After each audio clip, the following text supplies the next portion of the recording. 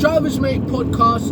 Like, subscribe, share, please. It helps the algorithm. Right, so today I want to talk about motivational speakers, inspirational speakers that are grifters, right? What is a grifter? A grifter is somebody that comes to a community or a space or a market to solely make money, right? And what they would do is like a snake oil salesman. They will find a pain point that you have and manipulate it to get money out of it, right? So in the manosphere space, they'll talk about how women are bad and how they treat men, and in the dating coach space, they'll tell you, you need to do this, do that, blah, blah, blah, blah, blah, right? These are grifters, right?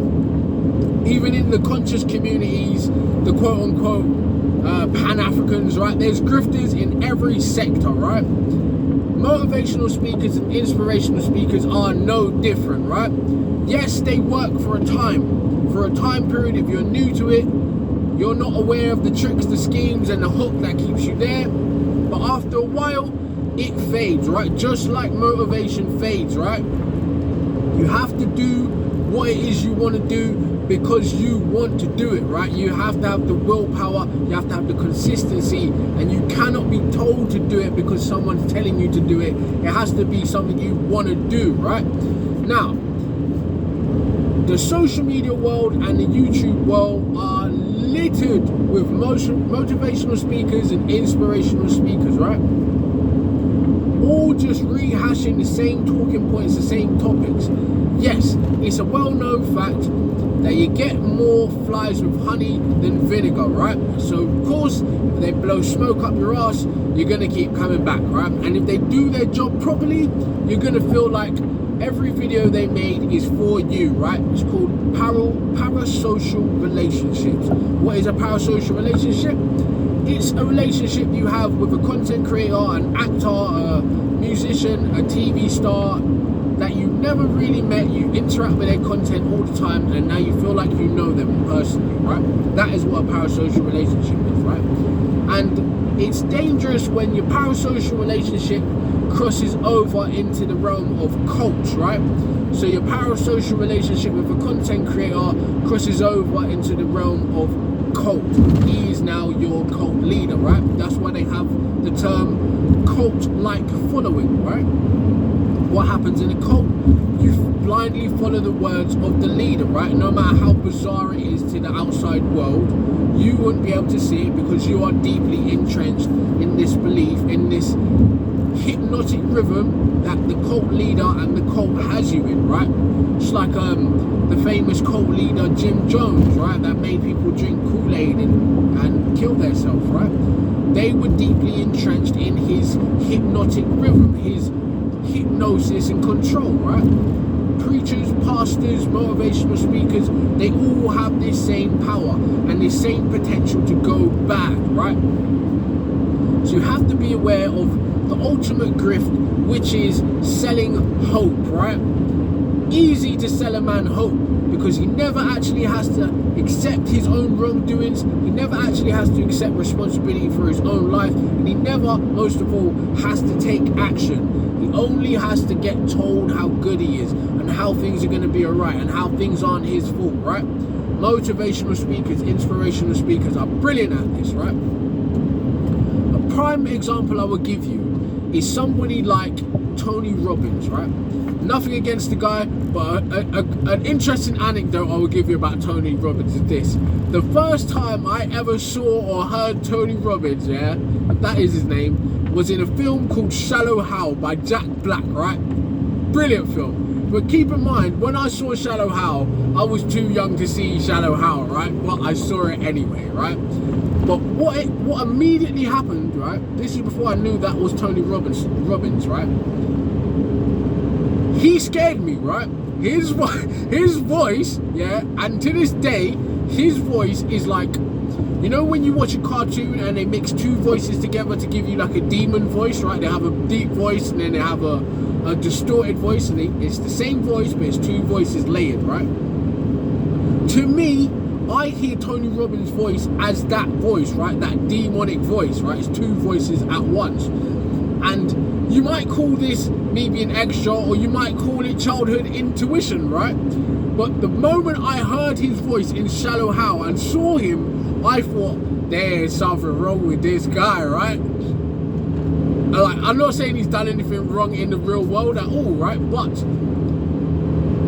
that initial feeling I got from him is the same feeling I get when I run into fast-talking street manipulators, right? Pimps, drug dealers, drug addicts. When I run into all these kinds of people during my journey of life, right? It's the same vibe I get from him and people like him, right? They're grifting, they're trying to manipulate me, they're trying to finesse me to get what they want out of me, right? I don't like it, right? Yes, I'll take the good that I can from every person that I come across, because there's something to learn from everybody, but I don't like to feel manipulated, right? I don't like to feel used. That's why I'm not a fan of advertising and marketing strategies. I don't like to feel manipulated. Call it ego, call it main character syndrome, what have you, whatever, I don't care, right? I just, my parents programmed that into me as a child, not to be easily programmed by other people and other things, right? Always ask why. So that is the way I am. You might not be like that, you might disagree with me, you let me know what you think in the comments, right? But anyway, that aside, why I use Tony Robbins as a perfect example of a grifter, right?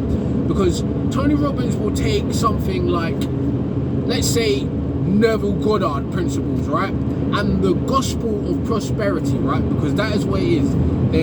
They are roaming the earth preaching the gospel of prosperity. You can be successful, you will be rich if you do X, Y, Y. Believe me, right? I'm on a crusade to show men and women how they can become wealthy and happy and healthy in their lives, right? The gospel of prosperity, that is what we call it, right? So someone like Tony Robbins would have took the principles of Neville Goddard as a base, as a young man, right? And he would have gone to conferences and he would have gone to street marketing because he was a salesman, right? This is another reason why I kind of don't get along with salespeople, because I know they're always looking for a finesse, and I despise networking tactics. I just do. If we're not going to be genuine, authentic people, just leave me alone, right? I don't want whatever you have to sell, and I don't want whatever opportunity you have to offer me. Come at me correctly or don't come at all, right? That side. Tony Robbins was a salesman as a kid, right? As a young man, right? And he will tell you all kinds of stories about his youth, right? In his seminars and his interviews. But the killer is this. For all of those thousands of people, yeah, that have been putting thousands of millions of pounds in his pocket at this point in time, right?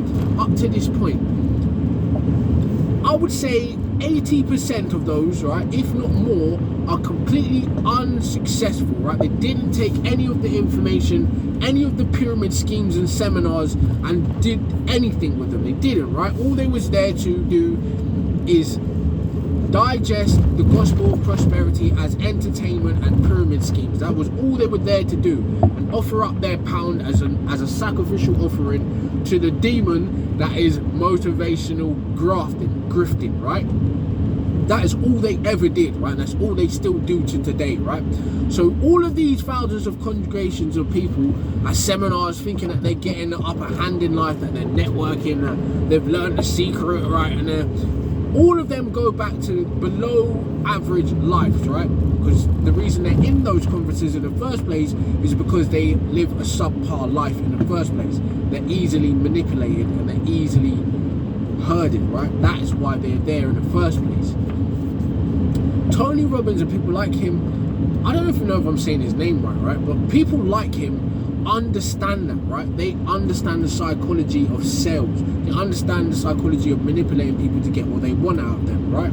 That is how they string these thousands of people along, right? You'll see adverts pop up in your thing. Join my class now, it's free, but guess what? You have to pay for X, Y, Y, Z to be there, and I'm going to give you the secret how to get your life to all kinds of tactics of nonsense, right? People that sign up for these courses, these classes, these seminars never succeed and achieve anything, right? Because they're not serious people. Serious people come up with their ideas and they just do it, right? They don't need to be motivated, they don't need to be told what to do, they just fucking do it. They try and fail in different ways until they succeed. That's what serious people do, right? Unserious people need to be coddled, right? They need to be shepherded, they need to be heard, they need to be fleeced for their money, right? They need to be fleeced for their resources, their time, their efforts. That is what people like Tony Robbins and other grifters of the motivational world, right? Your I can't even bother to get into too many names, right? I'm sorry, Tony Robbins, don't think this is slander against you. I'm just using you as an example because you're one of the most famous names, right? Even though I think your voice is demonic, right? That aside, these people are set in place, right? And there's new ones joining the religion of motivational grifting every day, right? New people jumping online with their version of the same old salesman pitch of I can make your life better, right? I'm gonna get you up out of your slump and get you successful, right? There's new people trying it every day. Hats off to you if you're actually trying to help people, right? You're actually trying to change things in your immediate environment and the people you're reaching online. Now the problem comes when it's this, right? As you will notice, me personally, I'm just talking to talk, right? And I have a reason behind why I'm talking, right? I want to help a specific set of people, and I'm gonna build a platform so I can do that. That's why I'm doing it, right? But I'm never selling you anything, right? I'm not telling you to buy anything, right? The most I will ask you to do is subscribe and like. But what channel doesn't do that, right? So I'm not selling you a course on how to be successful, how to talk, how to finesse people, right? I'm not doing none of that, right? But the problem is these people always cross into that place, right? And sad as it is, people are always flocking to these manipulators more and more and more and more, and they build bigger and bigger and bigger platforms, right? If you've ever watched an anime called Mob Psycho, right? There's this little ghost demon that is obsessed with being a god, right? And he builds a cult and he runs into Mob, and Mob shuts the whole shit down, right? He's like, no, this is wrong, right? You're manipulating people. These people are like that little ghost demon, like little green goblin ghost demon from Mob Psycho, right? They're all trying to build cults so they can feel like a god, right? So they can feel like the man on top of this mountain, this sea, this podium of people, right?